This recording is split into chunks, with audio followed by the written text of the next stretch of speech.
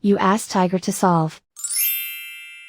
This deals with linear equations with one unknown. The final result is x equals -1. Let's solve it step by step.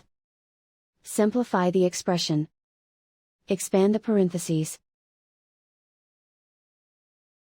Simplify the arithmetic. Group all y terms on the left side of the equation. Subtract 8x from both sides. Group like terms. Simplify the arithmetic. Group like terms. Simplify the arithmetic.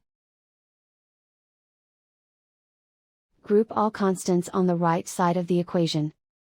Add 35 to both sides.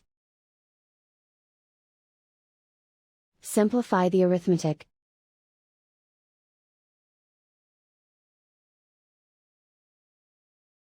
Isolate the y. Divide both sides by -3. Cancel out the negatives. Simplify the fraction. Move the negative sign from the denominator to the numerator. Simplify the fraction.